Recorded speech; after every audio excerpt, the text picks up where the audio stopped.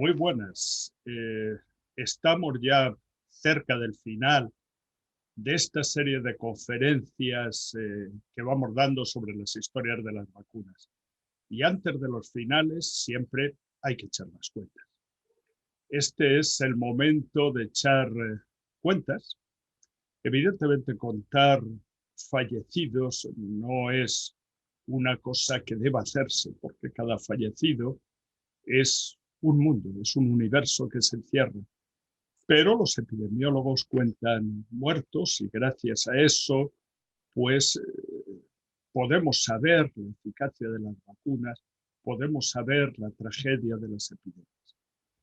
Para echar cuentas, no podemos contar con mejor persona que con don Vicente Pérez Moreda, que es catedrático en este momento honorario de Historia de Instituciones Económicas en la Facultad de Ciencias Económicas de la Universidad Complutense. Ha sido investigador visitante en la Universidad de Berkeley, en el Cambridge Group de la Historia de la Población de la Universidad de Cambridge. Ha sido directeur d'études de l'École d'Haute Études de Sciences Sociales en París y ha sido profesor visitante en la Universidad de Bolonia y en la Universidad de Florencia. Está especializado en estudios demográficos de historia de la población. Uno de sus primeros libros, La crisis de la mortalidad en la España interior desde los siglos XVI al siglo XIX, le consagró como extraordinario demógrafo y como un gran amigo y una persona por la que sentimos gran admiración todos los historiadores de la sanidad, porque no solo contaba las epidemias, sino que intentaba entenderlas, es decir, la enfermedad en su momento, como si un historiador de la ciencia o un historiador de la sanidad más se tratara. Ha tenido siempre mucha y muy buena relación con todos nosotros. Luego escribió también La conquista de la salud, mortalidad y modernización en la España contemporánea, que fue el premio Jaume Vicens Vives de la Asociación de Historia Económica en el año 2016. Ha investigado y estudiado la malaria que en España, para entendernos mejor el paludismo, que es un sinónimo de la malaria, en España durante los siglos XVIII y XIX, y ha estudiado su erradicación también en el siglo XX. Se ha preocupado de algunos aspectos de la beneficencia, sobre todo de los expósitos, de los niños expósitos, considerados en su momento ilegítimos. Ha estudiado las relaciones entre la coyuntura económica y las crisis de subsistencia en España. Y recientemente ha publicado 2 textos que tengo sobre mi mesa de trabajo, magníficos, sobre la pandemia de COVID-19, 1220, en perspectiva histórica, epidemias, crisis de mortalidad en los últimos siglos en Castilla y en España, en una revista que además es accesible, la pueden leer todos ustedes, Investigaciones de Historia Económica, donde también intenta hacer un marco analítico de las consecuencias demográficas y económicas de las epidemias, en un segundo trabajo más dedicado a los demógrafos y a los historiadores económicos. En definitiva, es la persona ideal para hacer cuentas, para contarnos algo con respecto a las epidemias. Aparte de todo, pues yo diría que compañero en la Real Academia de la Historia, aunque si estuviéramos en el ejército, es mi superior porque es el vicedirector de la mencionada academia. Don Vicente, cuando tú quieras, tienes la palabra. Muchas gracias a la Fundación de Ciencias de la Salud y a mi querido amigo y compañero de la Academia don Javier Puerto, por organizar este importante ciclo de conferencias sobre la historia de las vacunas, que sigue a otros que también la Fundación ha organizado en estos tiempos, sobre todo en este último año de la COVID, y por pensar en mí para que les hable de las vacunas, sobre todo de su impacto demográfico. Prestaré atención sobre todo a la vacuna antivariólica, aunque también aluda a los procesos de inmunización frente a otras grandes infecciones. Sabemos que la viruela es una de las grandes enfermedades transmisibles y la única que presenta, podríamos decir, una historia completa desde hace al menos 3.000 o 4.000 años, la que contó con la primera vacuna y la única completamente erradicada. Centrando el tema en el caso español, aunque con necesarias comparaciones internacionales, dividiré, ya se darán cuenta ustedes, las posiciones antes de Jenner, es decir, la época de la inoculación, el siglo XVIII, después la vacuna de Jenner desde finales del XVIII y su difícil y errática andadura en el siglo XIX, y el declive ya de la mortalidad infecciosa por viruela o por otras causas en el siglo XX. Y por último hablaré un poco de las consecuencias demográficas de la erradicación de la viruela y también de otras, del impacto demográfico de otras vacunas. Bien, es sabido cómo llegó a Europa, a Inglaterra concretamente, la práctica inoculatoria procedente de Turquía de la mano de esta señora, Lady Mary Wortley Montagu, lo que dicen, como la llamaban los textos en la época, la embajatriz, la esposa del embajador ante la Sublime Puerta, ante Constantinopla, en 1721. También se conocía la práctica inoculatoria en España y en otros sitios, por supuesto en Asia, en Grecia, en otros lugares del occidente europeo. Y en España, como digo, era o se hizo más popular en el siglo XVIII en tierras gallegas y también en comarcas de la cordillera central al nordeste de la Sierra Segoviana, en tierras de Riaza y Aillón, y entre estos lugares y las comarcas próximas de Majalrayo, Jadraque, etcétera, de Guadalajara. El injerto, como llamaban a la inoculación de la viruela en Inglaterra, en grafting, o el trasplante, como se llamaba en Hispanoamérica, y fue aplicado a miembros de la Casa Real Inglesa a raíz de la inoculación de sus hijos por parte de Lady Montagu ya en los años 20. Y allí, en Inglaterra, se desarrolló un tanto la práctica, pero no llegó a establecerse en otros países del continente europeo hasta la segunda mitad del siglo XVIII. Y ello a pesar de los estragos que la enfermedad causaba en todas las capas sociales, incluso entre los grandes personajes y las familias reales. Entre sus víctimas, por ejemplo, y por ejemplo en España, figuran en el siglo XVII el príncipe Baltasar Carlos, el heredero de Felipe IV, la gran promesa de la Casa de Austria, muerto a los 16 años de edad en 1646, o ya a principios del siglo XVII, perdón. Y ya a principios del siglo XVIII, Luis I, el rey efímero, reinó solo 7 meses, hijo de Felipe V, que murió en 1724. Y en el otro extremo del siglo, en 1794, murió la infanta María Teresa de Borbón, con 3 años y medio, poco más de edad, hija de Carlos IV.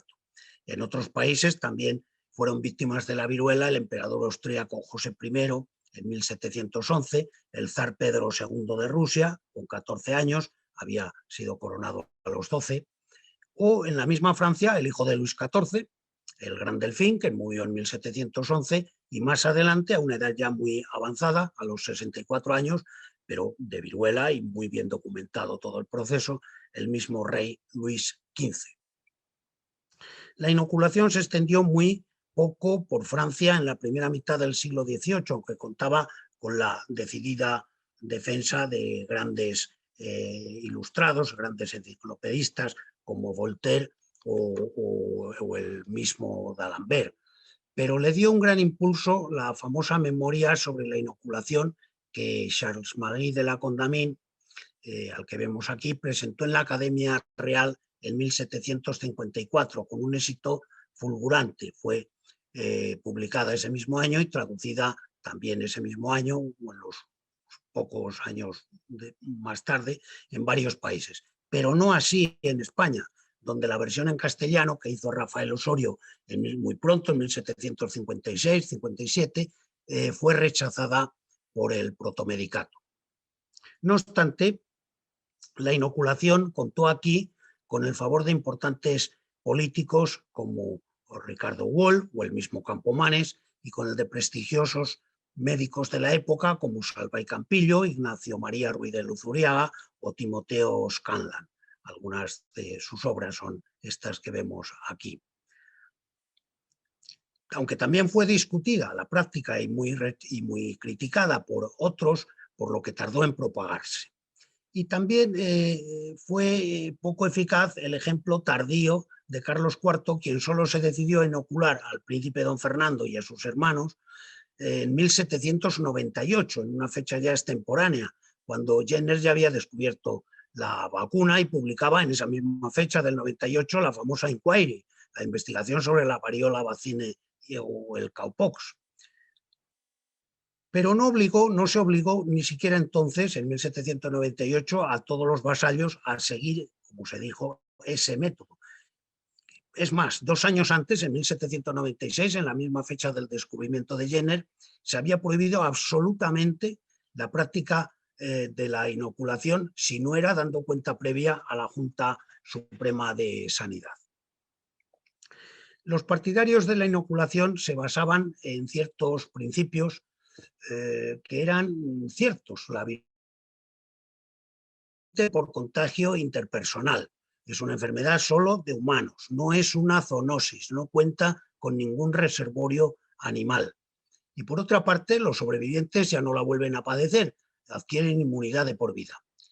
Admitían luego una serie de datos o de índices de morbilidad y letalidad de la viruela, algunos de los cuales, como el de su prevalencia casi universal, es decir, que afectaba a todo el mundo, a distintas edades, pero a todo el mundo,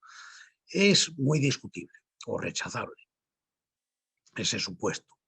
Otros sí que pueden ser confirmados por la estadística epidemiológica posterior. Por ejemplo, el porcentaje medio del total de defunciones anuales atribuible a la viruela, que del total de fallecidos en un año, en un país o en una población, ¿cuántos morían de viruela? Pues ellos decían que en torno al 7 o al 9%, y son datos que confirman las estadísticas de Londres en el siglo XVIII. En algunas fechas se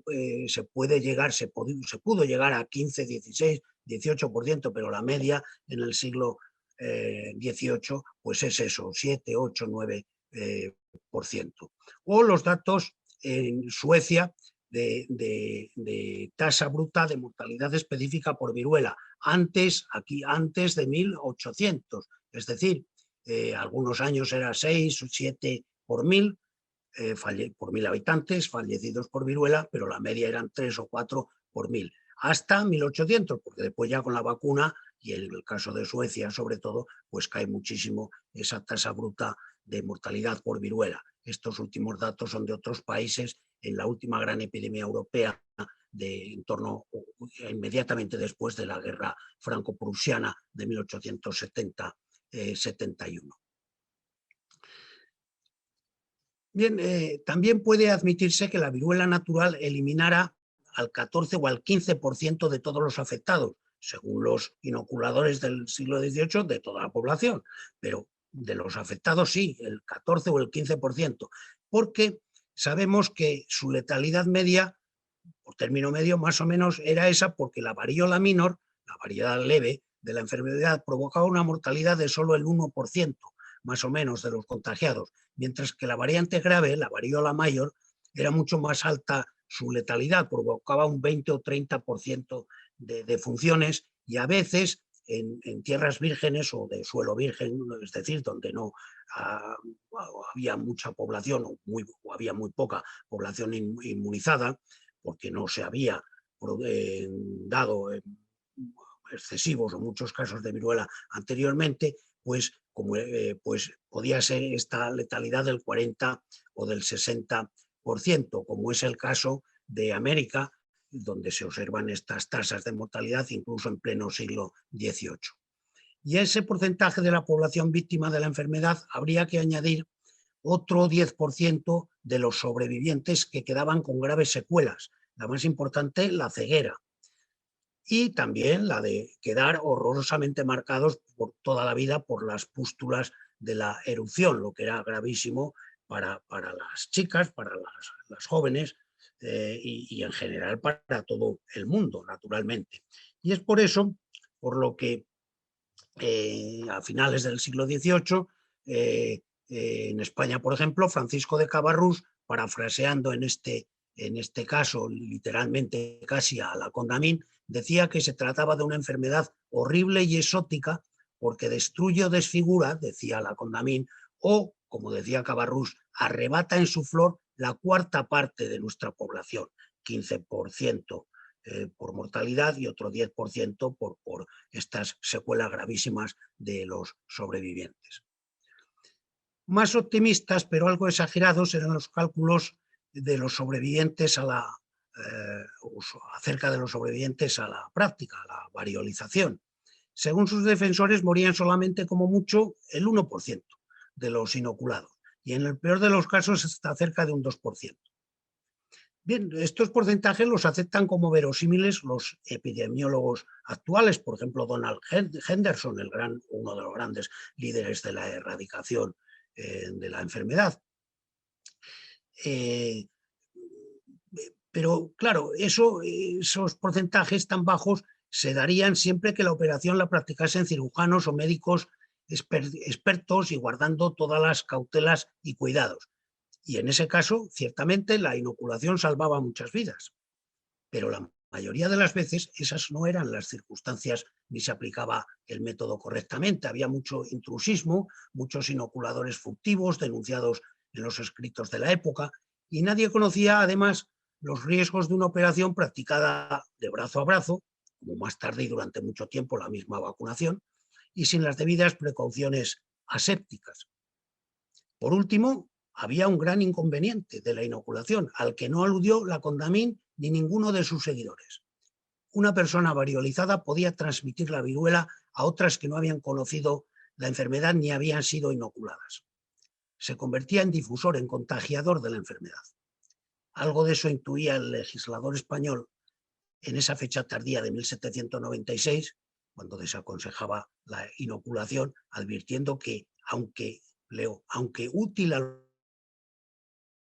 y a la población, esparce con una profusión peligrosa los miasmas variolosos, fomenta y multiplica la viruela natural. Por todo ello, las cifras conocidas de inoculación o de inoculados dejaron mucho que desear.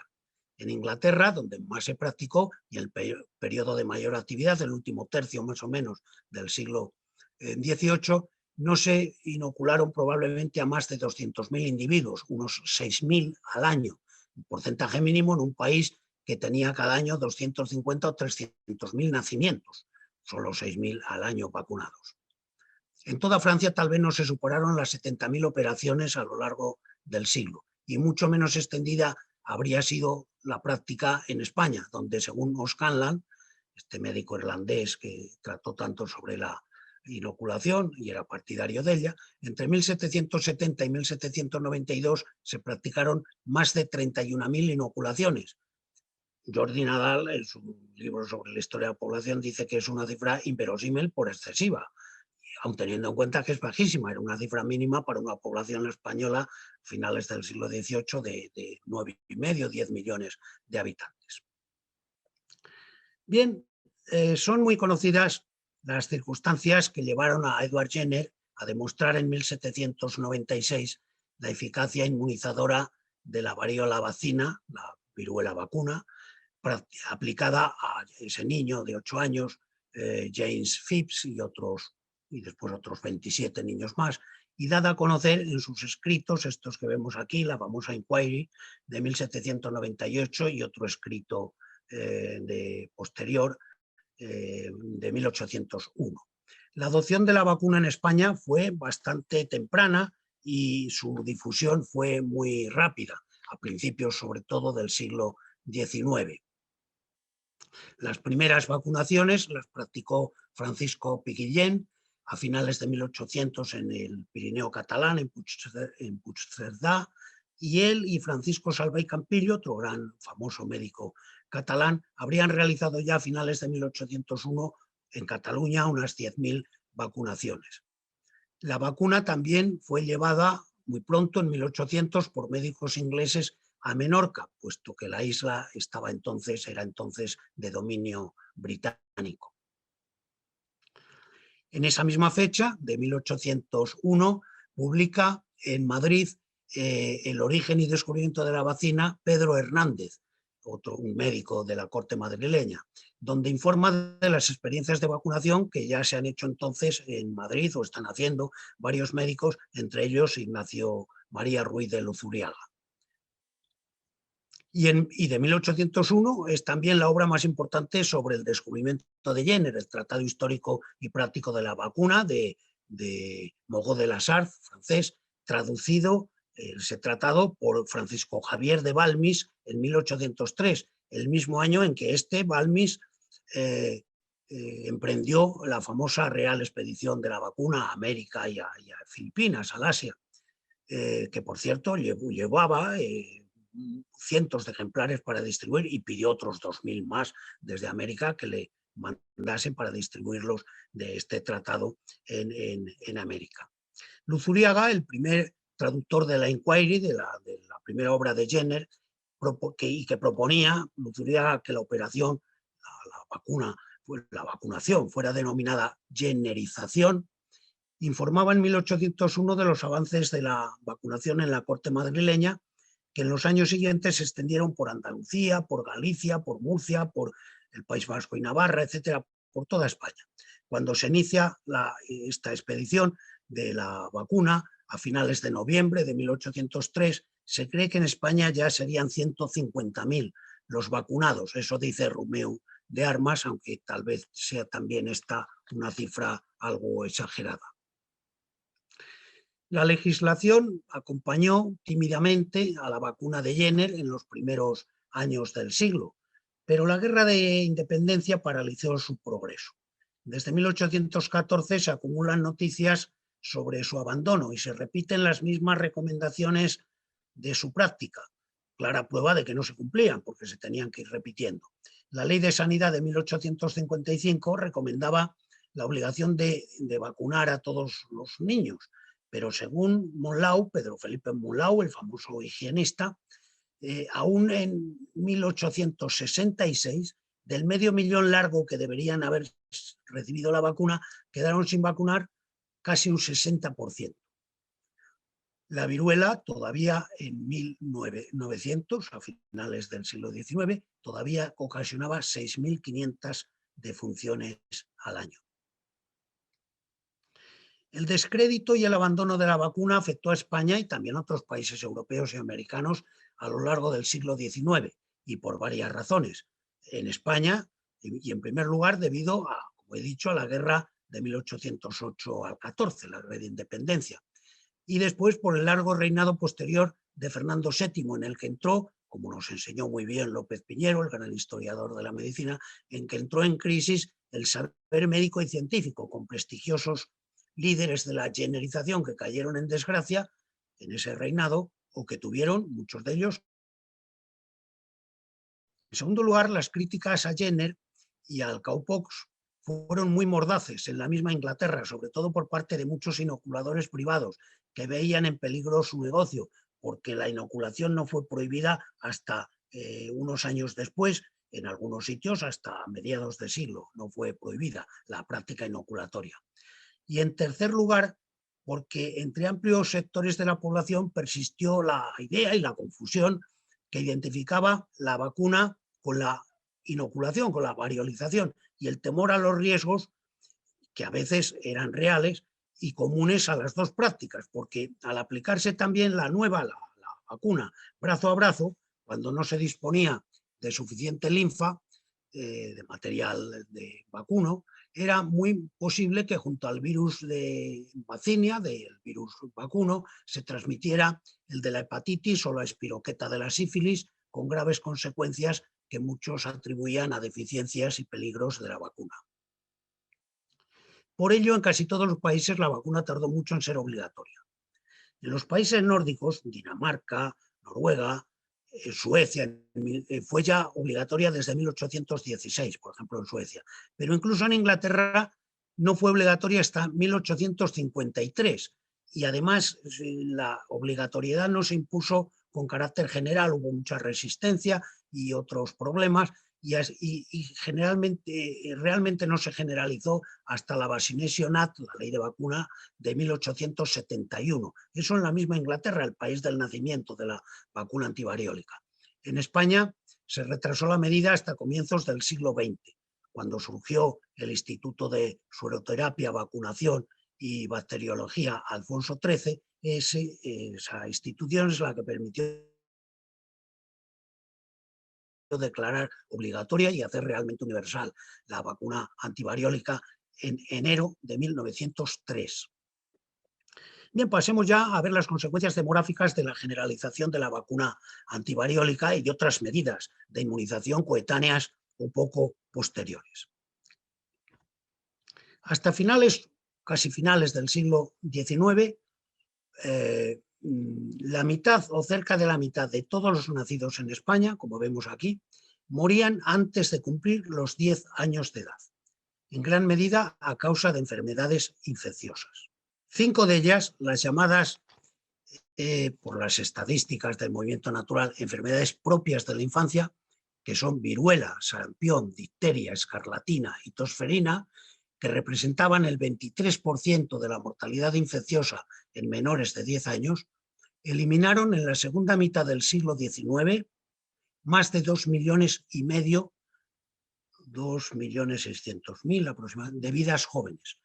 Unos 2 millones solo las causadas por viruela, sarampión y difteria. Eso en toda la segunda mitad del siglo XIX. En este gráfico vemos cómo estas 3 infecciones infantiles son todavía muy importantes a finales de ese siglo, sobre todo la viruela y el sarampión, lo vemos en estos primeros años 80, que iniciaban en 1881 una de esas últimas epidemias simultáneas de estas 2 enfermedades, sarampión y viruela, lo que algunos han llamado el trágico binomio clásico, porque siempre desde el siglo XVI-XVII aparecían a la vez o muy seguidas una de la otra. Un fenómeno que volverá a repetirse por última vez 8 o 9 años después, en 1889 al 91, años también de la gripe rusa. La vacunación contra la viruela, aunque no obligatoria, había logrado reducir la mortalidad por viruela, como vemos aquí, y todavía era alta a finales del 800, como seguía siendo la del sarampión y algo menor la de la difteria. Pero con el nuevo siglo, a partir de 1900 o 1904, como vemos aquí, el año siguiente a la obligatoriedad de la vacuna antivariólica, ya las cosas han cambiado. La mortalidad es mucho menor, la caída de la mortalidad por sarampión también se produce, pero es más gradual, y la de la viruela es la mortalidad más menor de estas 3 enfermedades. De hecho, sabemos que se había reducido mucho a partir de la práctica obligatoria de la vacunación desde 1903. Por ejemplo, en localidades valencianas bien estudiadas, la tasa de mortalidad infantil el primer año de vida era de 200 por 1000, un 20%, no llegaban a cumplir el primer año de edad en los años 60 y 70 del siglo XIX, y sin embargo, entre 1920 era ya esa tasa de un 120, 12%, no un 20%, sino 120 por 1000, una caída de aproximadamente el 40%. Bien, en los gráficos siguientes vemos la evolución de la mortalidad en el primer año y entre el primero y quinto aniversario de estas 3 infecciones infantiles, la viruela, el sarampión y la difteria. La viruela es con diferencia, como he dicho antes, la que presenta índices más bajos, se ve aquí en la escala vertical de de cada gráfico, mucho menor que la difteria o que el sarampión. Y se ve también que se siguen padeciendo oleadas de viruela hasta cada vez menores, pero hasta los años 18 al 20, es decir, los años de la gripe española, pero a partir de entonces su caída es fulminante, llegando a quedar eliminada la viruela en vísperas de la Segunda República, en 1929, como ya nos enseñó en su momento con sus estadísticas el gran Marcelino Pascua. Volvería a registrarse un ligero repunte al final de la Guerra Civil, menor que el de la difteria en esos mismos años, en el mismo año, en 1939, repunte de la viruela y más todavía de la difteria, y se notificaron casos importados en años posteriores, incluso tras la eliminación oficial de la viruela endémica en España en 1948, que confirmó la OMS, la Organización Mundial de la Salud, poco después, en 1955.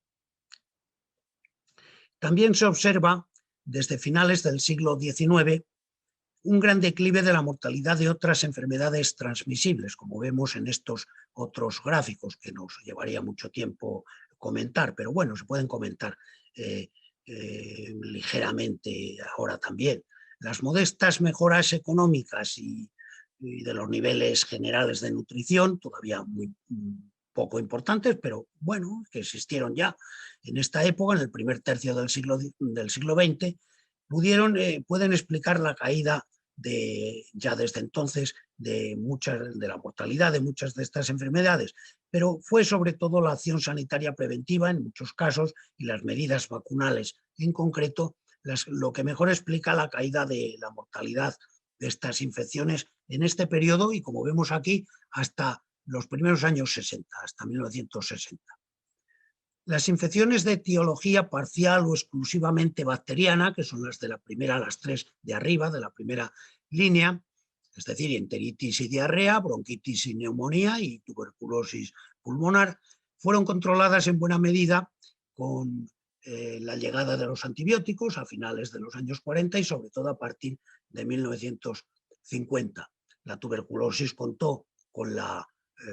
BCG, el bacilo de Calmette-Guerin, desde 1921 al 24, en España ya, aunque su caída fulminante se produce a raíz de la llegada a España de la estreptomicina en 1951 o pocos años después de la isoniazida y todavía unos pocos años después, 4 o 5 más, del etambutol. El declive de la mortalidad por viruela, ya lo hemos visto antes, aquí en menores de 5 años se advierte claramente, sobre todo desde 1920, desde la caída o la desaparición, digamos, de la epidemia gripal del 18 al 20. Y después vemos también el repunte de 1939. En el caso de la difteria, desde finales del siglo XIX y sobre todo desde 1913 se aplica la antitoxina animal y métodos de seroterapia. Los de Behring y Rus solo se extendieron en España algo en tiempos de la República, desde 1933, y la vacuna moderna contra la difteria, la triple bacteriana, habría de esperar a las décadas centrales del siglo. Y en el caso del sarampión, se contó con la vacuna moderna solo desde los años 60, es decir, en una fecha que aquí no vemos, o sea, después de 1960 en España, con la cepa SVARS desde 1978 y con la triple vírica desde 1981, o sea, mucho más tarde de lo que vemos aquí. Y sin embargo, aquí lo que estamos viendo es que con sucesivos altibajos, pero va cayendo bastante, muchísimo, la mortalidad también por sarampión durante todo este periodo, lo que nos remite de nuevo a una mayor efectividad del sistema inmunitario de la población debido a la mejora del estatus nutritivo y tal vez también a la reducción de la amnesia inmunitaria, al ir decreciendo la morbilidad de otras infecciones simultáneas o comorbilidades que iban históricamente unidas al sarampión, como la viruela sobre todo, y otras en ese primer tercio del siglo XX. Bien, esta tabla o este cuadro con datos, no voy a entrar en su comentario detallado, que también daría para mucho, solo a título de ejemplo señalo como las enfermedades infecciosas, las de la primera línea, de los primeros 5 años siempre también, es decir, estas 5 propias de la infancia, viruela, sarampión, difteria, tosferina y escarlatina, y sobre todo las 3 primeras, pues entre 1905 y 1962 su mortalidad cayó un 94%, era solo de un 5 y pico, menos de un 6% en 1962 de lo que era en 1905. De todas formas, a lo largo del periodo se contabilizaron por estas causas en España aproximadamente medio millón de víctimas. Y de haberse mantenido los niveles de mortalidad de comienzos del siglo, hasta 1960 o 62, en ausencia de medidas de inmunización o de otras de higiene ambiental y mejora alimenticia, pues las pérdidas habrían llegado a casi el 1,5 millones. Por lo que el declive de la prevalencia y letalidad de estas enfermedades infantiles y también de las otras que vemos en el cuadro, pero de estas 5 sobre todo, pues en estos primeros 50, 60 años del siglo permitió evitar aproximadamente 1 millón de defunciones prematuras. Este gran avance en la lucha contra las enfermedades tuvo una inmediata repercusión en el aumento, lógicamente, de la esperanza de vida.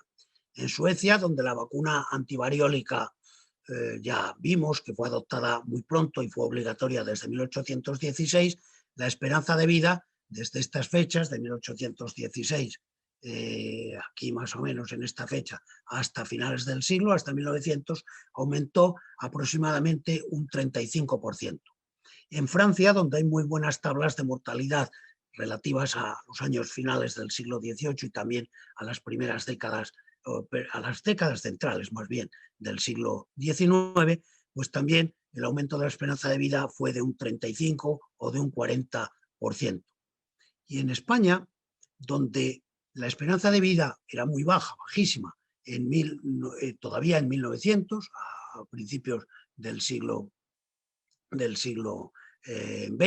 de 34 años y medio, a partir de 1903 o 1904, es decir, de la fecha de la obligatoriedad de la vacuna antivariólica, empezó a crecer, bajó naturalmente en los años de la gripe, del 18 al 20, pero siguió creciendo y en vísperas de la Guerra Civil, en 1935-36, era ya más de 52 años, con un incremento, por lo tanto, en este periodo superior al de los otros países, un incremento de más del 50%. Bien, pasemos ya a hablar de la erradicación de la viruela en España y en el mundo. A finales del siglo XVIII, en las fechas del descubrimiento del cowpox por Jenner, en 1796, al menos 400.000 personas al año morían en Europa a causa de la viruela. Y la viruela era también responsable de más de un tercio de todos los casos de ceguera en el continente. 150 años después, es decir, a mediados del siglo XX, unos 50 millones de habitantes se añadían cada año en el mundo a los contagiados de viruela. Víctor Zadianov, ministro de Sanidad de la URSS, presentó a la Organización Mundial de la Salud en 1958 una iniciativa global para erradicar la enfermedad, pero solo en 1966 la Asamblea General de la OMS retomó la empresa de la campaña que se iniciaría el 1 de enero de 1967, cuando la viruela era aún endémica en 31 países africanos. Aquí vemos, casi toda África no fue erradicada la enfermedad hasta este plan de erradicación, hasta los años 70, pero en el resto de África, igual que en Sudamérica, en Brasil, también con esta lucha de erradicación de la enfermedad, pero el resto de buena parte de Sudamérica, igual que en Asia. En el Asia eran endémicas todavía todas las naciones del sur y Indonesia, las islas del sudeste asiático, pero China, por ejemplo, Irán y por supuesto la península arábiga, pues no habían sido no había sido erradicada la enfermedad, como vemos aquí, hasta la década anterior, de los años 60. La Comisión Global encargada de certificar la erradicación de la viruela comprobó en octubre de 1979, después de 10 años de lucha sistemática del 67 al 77 contra la enfermedad, su desaparición total y se declaró oficialmente erradicada el 8 de mayo de 1980. En octubre de 1975 se produjo la última infección que se ha dado de viruela natural por variola mayor en Bangladesh, una niña de Bangladesh. Y en octubre del 77, la del último afectado, un cocinero somalí de 22 años, por variola minor en Somalia, a donde había llegado a Somalia desde el vecino país, Etiopía, que era el único que tenía la viruela endémica ya en 1976. De los muchos protagonistas de la lucha final contra la enfermedad destacan estos cuatro de sus principales líderes: el soviético epidemiólogo Zadianov, del que he hablado antes, el estadounidense William Fauci, que fue que ideó la estrategia, la había ensayado ya en África años anteriores, del arrinconamiento de la viruela y lo que supuso de ahorro de inyecciones, de práctica, de tiempo, de costes, etcétera, el arrinconamiento, la ring vaccination, una técnica de confinamiento y de la estrategia de erradicación. Después el virólogo australiano Frank Fenner y el norteamericano Donald Henderson, que dirigió desde la sede en Ginebra de la Organización Mundial de la Salud todo el plan de erradicación desde 1966 a 1977. Estos dos, todos ellos y algunos más, pero sobre todo los norteamericanos, Fauci y Henderson, son héroes, son grandes figuras reconocidas en todo el mundo y sobre todo en su país, en Estados Unidos. La viruela, una de las grandes plagas históricas, erradicada ya desde el 77 en el mundo, había causado hasta entonces, en el siglo XX, desde 1900 hasta 1977, unos 300 millones de víctimas, de muertos. Y la UNICEF calcula que si no se hubiera logrado extinguir la enfermedad, habría dado lugar a otros 200 millones de pérdidas humanas entre 1980, la fecha oficial de su erradicación, y ahora mismo, y el 2020, el año pasado. El éxito de la erradicación de la viruela no era fácilmente repetible en el caso de otras infecciones epidémicas. Eso lo reconoció poco antes de morir Donald Henderson. Dijo literalmente que era fácil, bueno, fácil en comparación con otras enfermedades, que era fácil erradicar la viruela, pero que no iba a ser fácil en otras enfermedades. Por ejemplo, para controlar el sarampión existía ya una buena vacuna, la triple vírica, desde los años 1960. En el año 2000, más del 70% de los niños fueron vacunados en el mundo contra el sarampión en su primer año de vida. Y cada vez son más los que se ven libres de la enfermedad. Pero en 2017, es decir, hace nada, todavía un 15% de la población infantil mundial no recibía la vacuna contra el sarampión. Entre esas fechas, del 2000 y 2017, las defunciones por sarampión han caído a un quinto, de unos 500 o 550.000 víctimas a 110.000 anuales. Sin duda son muchas todavía, pero son mucho más numerosas las vidas salvadas por la vacuna, que ha evitado contra el sarampión, que ha evitado más de 21 millones de muertes en esas dos primeras décadas de este siglo, del siglo actual. La poliomielitis irrumpió en áreas del mundo desarrollado, en los países nórdicos, en Estados Unidos, a principios del siglo XX. Allí en Estados Unidos se produjo un alarmante brote en 1916 y el poliovirus siguió avanzando y produjo una gran mortalidad en 1952. Y por entonces se desarrollaron allí dos vacunas, la de Salk, inyectable, que se empezó a aplicar en el año 54, y poco después la trivalente contra las tres variedades de la polio de Sabin, que además se administraba por vía oral y que pronto sustituyó a la de Salk, a la anterior. En el año 79, la polio se declaró eliminada en los Estados Unidos. En España se logró su práctica eliminación una década después, a finales de los 80, después de una importante campaña de vacunación que se hizo, como se decía aquí, con las gotas de Sabin, emprendida esta campaña de forma un tanto heroica por Rafael Nájera en 1963. La enfermedad era ya entonces endémica en los años 80 en muchos otros países, con cerca de 400.000 infectados anuales. Y la OMS inició en 1988 la iniciativa de erradicación global de la polio, que fue muy exitosa. En 2001 salvó más de 200.000 vidas. Eliminó la enfermedad de la polio, la erradicó, digamos, de Europa, solo de Europa, en 2002, y la redujo en 2005 a menos de 2.000 nuevos casos, una incidencia de 2.000 casos en todo el mundo. En 2013 estaba cerca de ser erradicada. Una de sus 3 variantes sí que se erradicó, pero lo sigue estando, aunque lo sigue estando, a punto de ser erradicada, todavía la transmisión del virus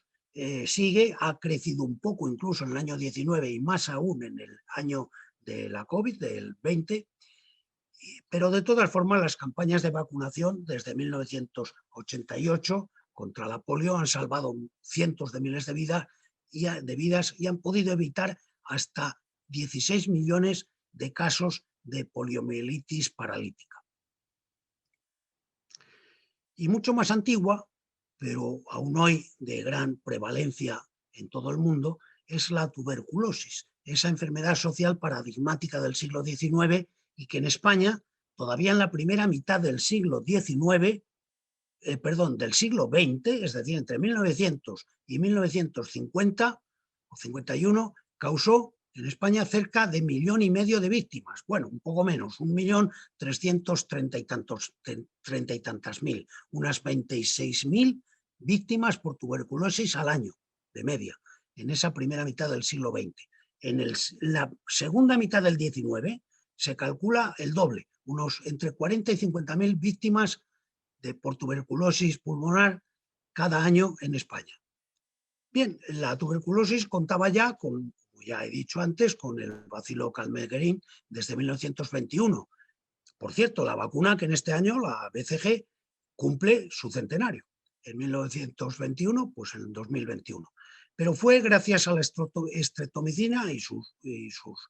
aplicaciones posteriores, tabutol, isoniazida, cuando la mortalidad cayó espectacularmente. En los últimos años se registran en nuestro país todavía unas 250, no 26.000 al año, 250 defunciones anuales, además relacionadas, como dicen las estadísticas, con la tuberculosis y sus efectos tardíos, es decir, como comorbilidad derivada de la tuberculosis. Pero su prevalencia, como vemos aquí, en 2007, pues todavía sigue siendo, este color, pues es de unos 20 casos por 100.000 habitantes. Muy poco, claro, comparado con casi toda África en 2007, donde es del 1%, es decir, de 1.000 por 100.000 habitantes. La prevalencia mundial, el total de casos en el mundo, alcanza probablemente, bueno, seguramente, todavía a más de una cuarta parte de la humanidad. Si bien la mayoría de las infecciones, lo que es la tuberculosis latente, son asintomáticas, pero todavía en 2004 eran cerca de 15 millones los casos activos, no latentes, y cada año entre 9 y 10 millones de personas siguen enfermando de tuberculosis y al menos 1,5 millones mueren cada año a causa de esta enfermedad. Bien, para terminar, diré lo que dijo o ha dicho un importante historiador muy importante de la inoculación y de la vacuna en el México de los últimos tiempos del virreinato, finales del siglo XVIII y hasta la expedición de la vacuna filantrópica de Balmis, ¿no? Este historiador muy famoso, norteamericano, Robert McKay, dice, comparando los métodos y los gastos tradicionales en la lucha contra la viruela en tiempos de la inoculación allí en México, con los beneficios que supuso posteriormente su vacuna, sobre todo cuando se hizo obligatoria en México. Se hizo obligatoria en la Ciudad de México en el año 82, 1882, y en el mismo año que en la metrópoli, que en España, en 1903, para todo el país. Y comparando, como digo, la época de la inoculación con la de la viruela, y hablando de la viruela, dice que ella, la vacunación antivariólica, no solo permitió a los padres proteger a sus hijos de un modo apropiado, sino que obligó a las autoridades a facilitar a todos el acceso rápido y gratuito, dice, a una profilaxis que era menos costosa que la beneficencia, menos molesta que la cuarentena, menos letal que la inoculación y más eficaz que la combinación de esas tres actuaciones anteriores. Pues eso mismo, las inmensas ventajas y la indudable mayor eficacia, con mucho menos riesgos y muchos menos costes que los de todos los métodos tradicionales que hemos visto en la lucha contra las enfermedades infecciosas, es lo que creo yo, sin duda, que debemos valorar todos de todas las vacunas, las históricas y las actuales. Nada más, muchas gracias. Muchísimas gracias a ti o a usted, don Vicente Pérez Moreda, por una vez más, esta conferencia excelente y apasionada. Cuando uno piensa que va a hablar un demógrafo, pues a veces se echa un poco a temblar, muchas cifras, etc. Ha habido unas estadísticas fastuosas, magníficas, en donde se va viendo el descenso de la mortalidad según van apareciendo las vacunas, según van apareciendo diversos medicamentos. Y sí, toda esta serie pues sirve para explicar lo importante que son las vacunas. Sus datos son absolutamente demoledores, absolutamente demoledores. Puede uno pensar lo que a uno le parezca bien, incluso puede pensar que las enfermedades son magníficas para de vez en cuando matar a mucha gente, pero lo que está clarísimo es que la prevención, unida, como usted ha explicado, a las mejoras de las condiciones higiénicas y de las condiciones alimenticias, han supuesto un incremento de la vida y del bienestar. Creo que si alguien tenía alguna duda al oír hablar al resto de los historiadores, al resto de los científicos, usted les ha dejado las cosas radicalmente clarificadas. Por lo tanto, una vez más, yo sabía ya que esto iba a ser así. Le agradezco mucho su participación en esta serie de conferencias y espero, seguro que nos vamos a ver muy pronto, pero que nos volvamos a ver en estos asuntos de su incumbencia y de la mía. Muchas gracias. Muchas gracias, don Javier.